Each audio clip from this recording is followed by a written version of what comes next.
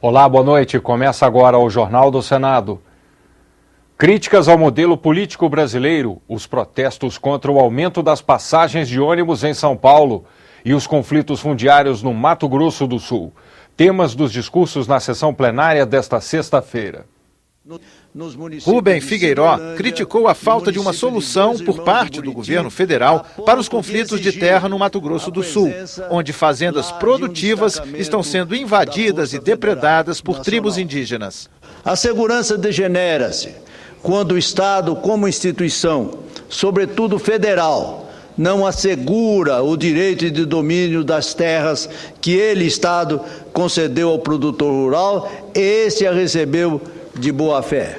Aloísio Nunes condenou a violência nos protestos contra o aumento de passagens de ônibus em São Paulo. Numa democracia, as manifestações têm que ocorrer com respeito à lei, com respeito ao direito dos outros. Não cabe a forma de luta violenta para defender qualquer reivindicação, por mais legítima que seja, num regime democrático.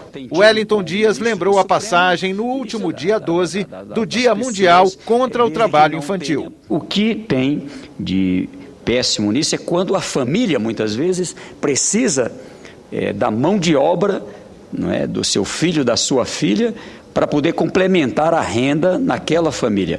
Não podemos achar que é bom algo que é feito por necessidade, quando no lugar de trabalhar a criança devia estar na escola.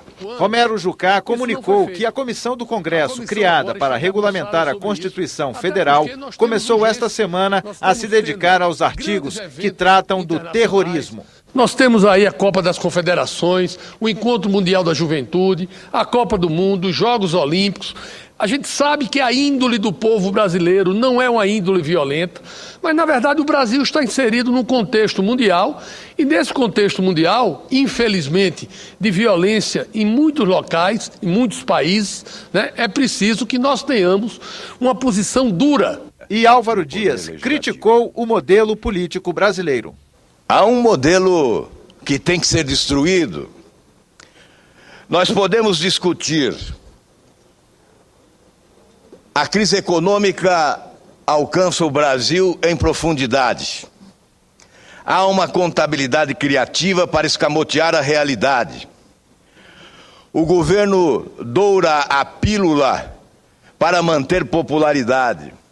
Lança a mão de programas eleitoreiros para não sucumbir no processo eleitoral. Mente à opinião pública brasileira. Aceita a corrupção como uma prática usual, já que demonstra sua incapacidade de combatê-la e prefere tornar-se cúmplice dela. O governo brasileiro tem uma falência na sua capacidade de gestão. Eu nem digo que é por razões técnicas, nem por razões de estilo da presidenta. Não, eu acho que é por causa do estilo de governo que escolheram, de lotear conforme as siglas, e não de ocupar os lugares conforme as necessidades de competência, de preparo e de compromisso social. Uma proposta de emenda à Constituição em análise na Câmara dos Deputados pode mudar as regras para a apreciação das medidas provisórias. Os senadores têm reclamado do pouco tempo para analisar as MPs no plenário do Senado. O presidente Renan Calheiros já anunciou que não lê mais nenhuma medida provisória que chegue ao Senado com menos de 7 dias para perder a validade.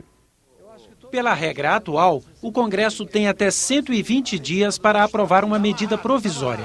Antes da votação nos plenários da Câmara e do Senado, a MP deve ser analisada por uma comissão mista. Como não existem prazos definidos para cada etapa do processo, a demora na análise de uma medida já começa na comissão. Nós temos comissão que fica dos 120 dias, que é o prazo de vigência da medida provisória, fica com 100, 105 dias, ou seja, deixando menos de um mês para a tramitação na Câmara e do Senado. A votação de uma MP no plenário do Senado só pode acontecer depois da aprovação na Câmara dos Deputados. Em maio, os senadores tiveram apenas 24 horas para votar a medida provisória dos portos. Por causa disso, o presidente Renan Calheiros decidiu não encaminhar MPs que chegassem ao Senado com prazo inferior a 7 dias para deliberação. Na semana seguinte, 2 medidas não foram lidas e perderam a validade porque não havia tempo suficiente para análise. Com o objetivo de garantir a votação de todas as medidas provisórias, o presidente da Câmara dos Deputados criou uma comissão para analisar a proposta de emenda constitucional que muda o rito das MPs. A PEC do senador José Sarney foi aprovada pelo Senado em 2011. Ela estabelece prazos para cada etapa da tramitação. A proposta acaba com as comissões mistas. As comissões de Constituição e Justiça das 2 casas legislativas teriam a tarefa de decidir sobre a admissibilidade das medidas provisórias em 10 dias no máximo. Na Câmara dos Deputados, o prazo para a votação de uma MP seria de até 80 dias, já contado o tempo da Comissão de Justiça. No Senado, de 30, também incluído o prazo da CCJ. Sobrariam 10 dias para que os deputados analisassem as modificações feitas pelos senadores. As medidas só trancariam a pauta da Câmara após 70 dias de tramitação e a do Senado após 20 dias.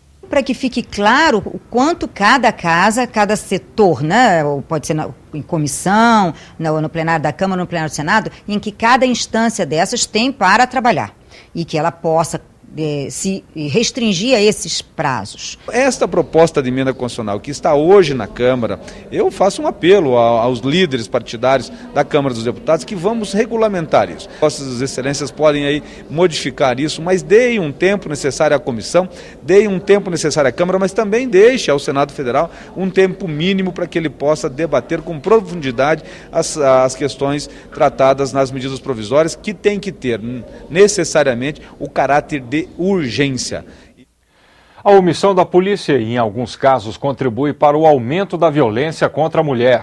Um projeto de lei em análise no Senado estabelece punição quando isso acontecer. Esta mulher, que não quer se identificar, foi agredida pelo marido. Procurou a delegacia próxima de casa, no Distrito Federal, mas não encontrou o atendimento necessário. Fui lá, desesperada, chorando, para pedir para eles fazer alguma coisa. Os policiais lá da delegacia não registraram o boletim de ocorrência, que não era para me se preocupar, que era só uma briga de casal. Pela lei, qualquer delegacia pode registrar queixa em situações de violência contra a mulher. Mas no caso da entrevistada, o registro só foi feito na DEAN, delegacia especializada no atendimento à mulher. Aí eles registraram o boletim de ocorrência, fizeram medida protetiva, fizeram tudo lá na DEAN. Esta defensora pública do DF também relata queixas de mulheres contra a omissão policial em casos de violência doméstica. Já aconteceu de uma vítima me relatar que o policial, no momento do flagrante, ela tinha acabado de ser agredida e o policial falou assim: a senhora quer mesmo que eu prenda? Se a senhora falar que não quer, eu posso liberar. Então, colocou para a vítima essa responsabilidade. Esse agressor já tinha sido condenado por ter matado a primeira esposa. Então, ele cumpriu pena por homicídio de mulheres, né? Já estava na domiciliar, ou seja, era um agressor, realmente uma pessoa perigosa. E ela, no momento do flagrante, o policial perguntou se ela queria mesmo que ele fizesse a prisão. A omissão de policiais nos casos de violência contra a mulher que resultarem em lesão ou morte da vítima pode se tornar crime se um projeto de lei for aprovado. A pena prevista é de 6 meses a 2 anos de prisão. O presidente da Federação Interestadual dos Policiais Civis reconhece que há omissão em alguns casos por falta de efetivo e de capacitação. Ele acredita que o projeto de lei é desnecessário. Já temos nesse país leis demais. Inclusive, para esse fato, o próprio crime de prevaricação já prevê punições. E deve-se pensar como se tornar mais efetiva a atuação da polícia. como vai ser possível que as pessoas tenham condições mínimas de melhor atender. Acho que é válido, embora já exista um tipo penal, que é o abuso de autoridade, né, que de repente pode se configurar em alguns casos, eu acredito que, estando mais bem detalhado, mais especificado, que o policial que não registrar a ocorrência, mesmo tendo a notícia ali de um crime, ou que deixe de atender aquela mulher, que ele poderá responder um crime, eu acredito que é uma medida eficaz para assegurar o efetivo cumprimento da Lei Maria da Penha. Esta juíza também é contra a punição. Ela defende o treinamento dos policiais. O que nós precisamos fazer, talvez, é capacitar melhores os nossos servidores. Trabalhar com esses policiais, com os promotores, defensores, aí eu insiro também os juízes. Eu acho que se houver um fortalecimento nessa capacitação desses operadores do direito para atuar com a lei, a gente terá mais benefícios do que aprovar um projeto que ainda preveja mais punição. A senadora Ana Rita, relatora da CPI da Mulher, acredita que a proposta só deve ser aprovada se for ampliada a todos os agentes públicos. Há sim, em alguns casos, omissão na delegacia. Mas em outros casos, a delegacia faz o bom atendimento, faz o registro da ocorrência e faz os devidos encaminhamentos.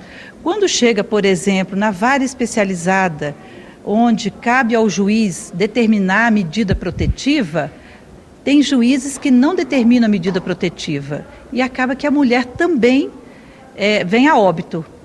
Então, se é para penalizar, nós temos que penalizar todos os servidores públicos que são omissos no atendimento. Vítima da omissão, a entrevistada acha que os policiais devem ser punidos. Acho bom, porque tem muitas mulheres que não vai na delegacia, não já vai fazer a denúncia por causa com medo. Aí quando chega na delegacia, os policiais fazem isso. O projeto que prevê punição para o policial que se omitir em casos de violência contra a mulher é da ex-senadora Rosalba Ciarline, atual governadora do Rio Grande do Norte. A proposta está na Comissão de Direitos Humanos e precisa ser aprovada no plenário antes de ser encaminhada para a Câmara. A moderna música nordestina, o mercado brasileiro de telecomunicações e os resultados da conferência Rio+20 são destaques da programação da TV Senado neste fim de semana.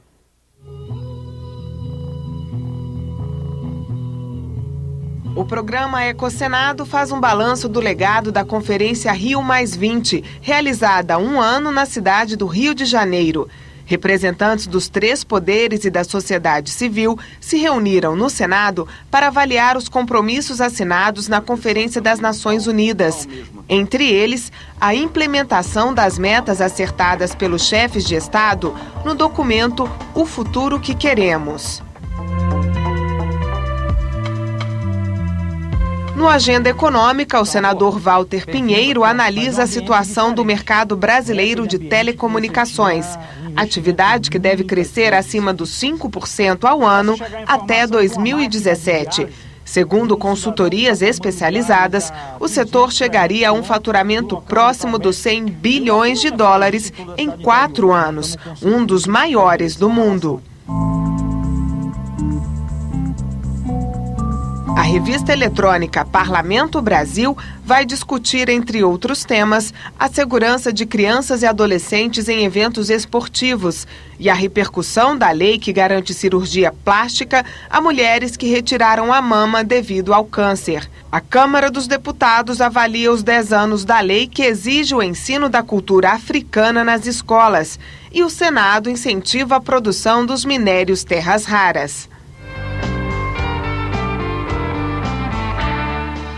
A moderna música nordestina é destaque no espaço cultural, com o cantor e compositor Geraldo Carvalho. Influenciado por Luiz Gonzaga, Zé Ramalho e Fagner, o músico potiguar apresenta no programa canções incluídas nos CDs Mãe Essença e Um Toque a Mais. Olho no furacão, num apanho no avião, um carro desgovernado, córrego na contramão. Na página da TV na internet você pode rever as principais reportagens desta edição. O Jornal do Senado termina aqui. Boa noite e um ótimo fim de semana.